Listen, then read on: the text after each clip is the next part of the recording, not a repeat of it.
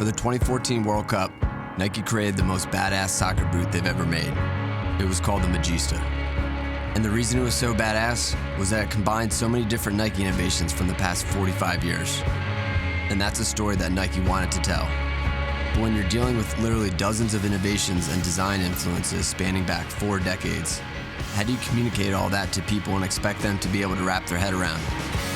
This was the impetus behind a project called the Genealogy of Innovation, a data viz-based web experience that allowed users to follow the paths of Nike's innovations from 1971 to present day.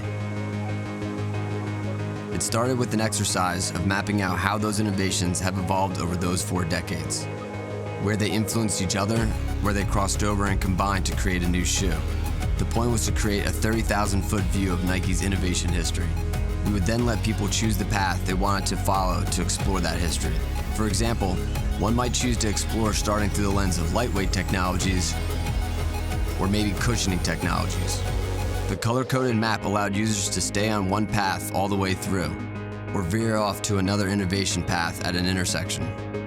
Along the way, they would encounter hundreds of Nike shoes that were born out of those innovations, each with a story to further explain the shoe's origins and the ability to share that story out into social. A sneaker lover's dream? You bet. But it was also a real education for soccer fans who had a natural curiosity about the boot they were seeing all over the World Cup pitches.